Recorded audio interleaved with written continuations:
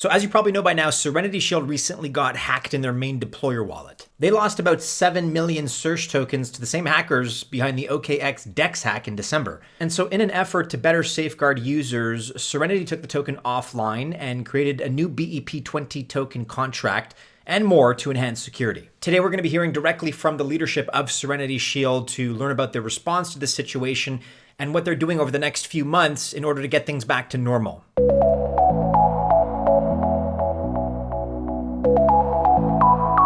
Welcome to the channel. My name is Maddie and this is Altcoin Buzz. As always, I wish you the best of luck if you choose to invest, but just remember that I'm not a financial or investment advisor, and remember therefore that by extension, this video is not official financial or investment advice. So we have talked about Serenity Shield a lot in the last few months. Look, we like the project and we like the team, and none of that has changed even after the hack. But we do have questions, to be fair, and likely you do as well. So we decided to take the best questions that our Altcoin Buzz Alpha members had about Serenity and ask the team directly about the issues that are on your minds. And so today, the CEO of Serenity Shield, Venkat Naga, will be answering these questions both for our Alpha community and for the public. So let's get started. Yes, this is a very important question, and I will try to keep it as simple and as transparent as possible. How did our Metamask deployer wallet got hacked? There was an unauthorized access to one of the devices which was connected to this deployer wallet containing the tokens which got hacked. And this unauthorized access was the entry point, which I would say it was more of a Web2 breach and not a Web3 breach, because the private key of the deployer wallet was not compromised. This is what happened as we know as of now, and there is a full-fledged investigation which is going on. There have been police complaints which have been filed in multiple jurisdictions, and we will go to the root cause of the issue and we will try to bring the perpetrators to justice. And in fact, what I'm also trying to do is to sort of communicate this with as many other projects as possible in the space so that they are all aware and they can also take necessary precautions in terms of how to circumvent these kind of situations in the future. What are we doing as a next steps for the upcoming future to avoid such a kind of an unfortunate incident to happen again? I think this is a very, very important question to be answered in as much details as possible. We are doing multiple things. We have hired certain security professionals who are designing a complete full-fledged security protocol as we speak, taking into consideration both the Web2 infrastructure and the Web3 aspects of the project. We are also in the process of hiring one of the topmost cybersecurity companies in India who will take control of the entire structure going forward, giving us all sort of best expert ideas to maintain that kind of absolute and robust security across the entire system. And as of now, as we speak, since we are already have deployed the new token smart contract, we are creating a complete new wallet structure where there will be individual wallet which will be deployed for specific purposes. So to say, there will be a separate wallet for drop fees, there will be a separate wallet for some other functionalities. So there will be separate wallets which will be assigned for specific purposes, and each wallet which is going to be used in the system, as mentioned above, there will be a safe wallet with a multi-signature approval. So these are all some of the major things that we are trying to implement, but as I said, there is a full-fledged professional team. There's a cybersecurity company who has been advising us and working on this whole thing to make sure that nothing of this sort can happen in the project in the future, and our whole security system, both from a Web2 and the Web3 point, remains extremely robust and strong, as we are extremely committed as advocates of privacy and security based upon whatever we do in this space. Now, the most interesting thing that I took away from this is the new wallet structure. So first, they're going to have separate wallets for separate functions, including one only for airdrop related things that are not connected to the main treasury wallet. Also, all the wallets are going to be multi-signature going forward for added security. The fact is that this is how all projects should manage their wallet security and their treasury, but we also know that many do not do this. They should, but they don't. These are good, clear steps forward. So now, after the hacking incident, we halted all the trades and we gave a public announcement. We have deployed and issued a new token smart contract under BSC. which got audited by Hacker and we got 10 out of 10. And this new token smart contract will go live by the course of next week, because we haven't announced the exact date of the new listing, which will be announced very soon. Hopefully, it will be in Gate, MEXC and PancakeSwap, which is where we had listed our token last time on 18th of December. This is what we call it as an event of SERSH V2 Launch. SERSH V2 Launch with the TGE on the date when the token will go live again. All the investors and the token users can start to trade on the token when the token goes live on that particular day based upon the TGE time. Okay, so the token will still be the SERSH SERSH token with the same symbol, and it's expected to trade on the same exchanges. But it's a new launch of a new contract, thus V2. The when of this situation depends on approvals by the exchanges to relist, which is expected this coming week. Anyone can participate in a SERSH V2 launch. The existing token holders, new buyers, everybody can come and participate as soon as the token goes live in the centralized exchanges and in the DEX. As I said, anyone can participate, which includes the existing token holders and also the new buyers. Now a question for those who stake SERSH currently. The existing staking pools, which are 5 in number, they will be closed. And after the new TG live token going live event happens, we are planning to recreate new staking pools with the same parameters that we had before. And what happens to the existing stakers? So the new token will be airdropped to the stakers along with the rewards. Let me repeat, the new tokens will be airdropped to the stakers along with all the calculated rewards. We already have the number of the rewards to be distributed. Everything is already sort of calculated. There is absolutely no worry for the stakers to worry about their stake tokens and also the rewards. Of course, we will maintain the timestamp of 2:26 p.m. UTC on 27th of February also from a staking point of view. Within that parameter of the timestamp, anybody who had staked the tokens, they will be airdropped with the same amount of new tokens along with the rewards. And once the new staking pools have been created, which will happen after the new live TGE, they have an option, they have an opportunity to come and stake back again, and all the rewards program will continue where they can benefit from the new staking pools and the rewards which they will accumulate after the new staking has happened. So the important thing here is that number one, existing staking contracts will end and new ones will form using the new token contract. And number two, stakers will receive an airdrop of both the new token and all rewards that you earn from staking. So no loss of funds. They don't have to really do anything.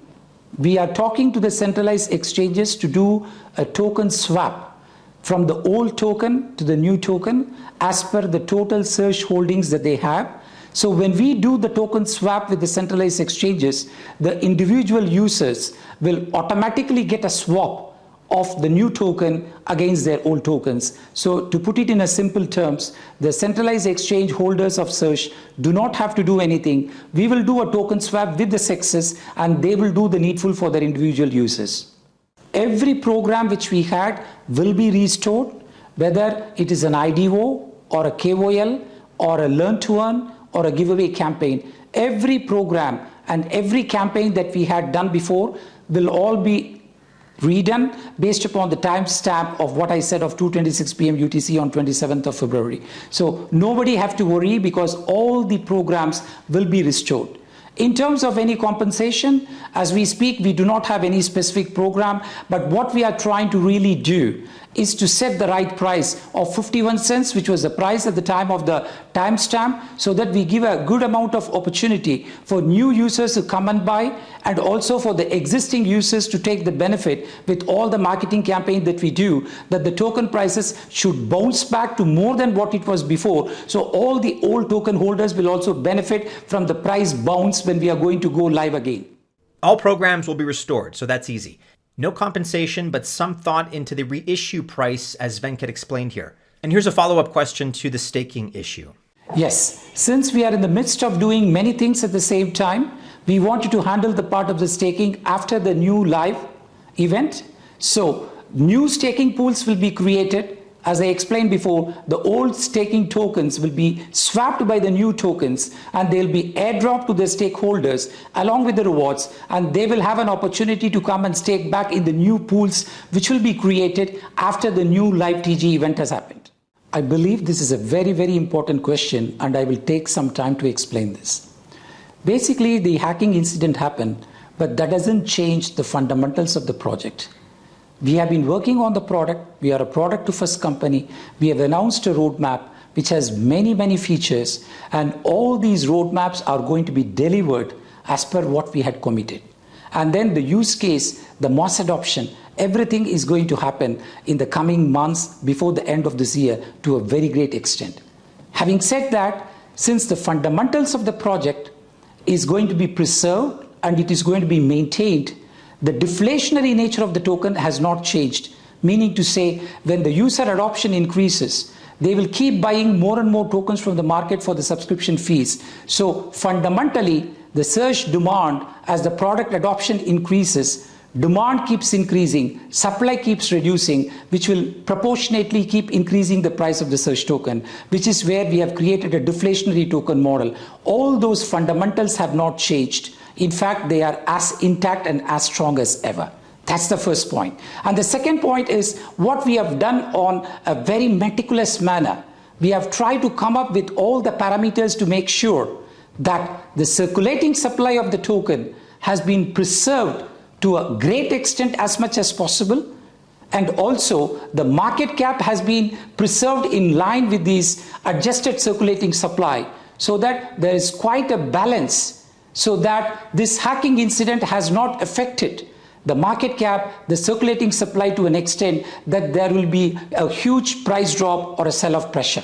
All these parameters have been very scientifically calculated, have been considered in a very, very reasonable manner, so that we are able to take the right balance. And on top of all this, all our partners, all our KOLs, all our associates with whom we are working both on the technology side, marketing side, market making side, they are with us because we want to prove that Serenity Shield will be one of those few projects who have bounced back in a much bigger way after such an unfortunate incident, and it will all be proven and demonstrated when we start to go live, because this is not the only live we will do. We have lined up a lot of other exchanges. All those listings will continue to happen along with the roadmap of our tier 1 listing. With all these things happening, with the fundamentals of the product remaining intact, I cannot see why the token price should be going up much higher and higher, and everybody would be interested to keep participating in our project and being a part of the journey. Let me disclaim myself, I'm not giving any financial advice here. I'm only talking about it as a simple member of the project to describe how the project will continue to be strong and robust, because of which the token prices will always tend to increase. The tokens will still be deflationary, and all the fundamentals and tokenomics remain the same. No changes in circulating supply or total supply or really anything else that would hurt investors. We have already announced the roadmap of 2024, and we are sticking to the roadmap as I've explained in the previous point. Some of the major features of this roadmap are a decentralized private messaging system and AI deployment, and the introduction and the incorporation of a hardware wallet into our existing solution, along with biometrics, and also creating more and more features of privacy and security within our overall ecosystem. And all these features of what we have announced as per the roadmap will be delivered on time. In fact, the private messaging system feature is almost complete, and that will be sort of announced a couple of days or maybe a couple of weeks, I would say, after the new TG, because since the whole team is busy with the new TG and make it extremely successful, we didn't want to mix up those kind of announcements along with this overall effort that is going on. So as soon as the token is live and the new TG is done, we will be announcing the full incorporation of a private messaging system into our overall product. And also we are working on different bridges, Solana bridge being one of the one, and we will also be doing a lot of other bridges to enhance the EVM compatibility and the interoperability of the system. So as I said, all the deliverables at the roadmap will be delivered as per the communique that we have issued before. So I like the confidence here. The Serenity team did a good job pre-hack of hitting their deadlines and their roadmap goals. So when they say they're going to deliver, I believe them. I give them the benefit of the doubt here. There were also a couple of gold nuggets here included in the response with wallet-to-wallet messaging, hardware wallet, and bridging, which looks to be a part of the near future. It will indeed be airdropped, but based upon a timestamp of 2:26 p.m. UTC on 27th of February, which is what we had announced. Let's also remind your community and listeners here, all the SERSH halted trade almost 30 minutes ago, and we gave enough time for the community to understand what is happening. And then we gave a public announcement at precisely 2:26 p.m. UTC on 27th of February, and we have explained them the situation about the hack, the total number of tokens which got hacked, and we have also told them not to involve any trade in DEXs, etc. So anybody who is involved in a trade after the timestamp of 2:26 p.m. UTC will not get a token swap. And all others who are holding the tokens right now, they will definitely get a token swap. And this token swap is going to happen on the date of TGE of the new launch. When the token goes live, all the existing token holders who are holding SERSH, the old token, they will be swapped by an airdrop mechanism, and they will have the new token in their wallet within the same time frame of what we have announced for such a swap. This way, all the old token holders will be benefited because they'll be able to have the new token in hand and start to trade as soon as the token goes live on the new TGE launch. I know there's a little repetition here, but a reminder for all of us. The token comes as an airdrop based on the timestamp they told us last week of February 27th at 2:26 UTC. That's going to work as a standard token swap. So we'd like to thank Venkat Naga and Serenity Shield for coming in and really showing transparency and candor at a difficult time, honestly, and talking about what is going on and what we can expect as investors, as stakers in the near future. Guys, for the most recent up-to-the-minute updates, you should follow Serenity Shield on Twitter. The handle is SerenityShield_. You're going to want to follow so that you can find out exactly when the new TGE will take place.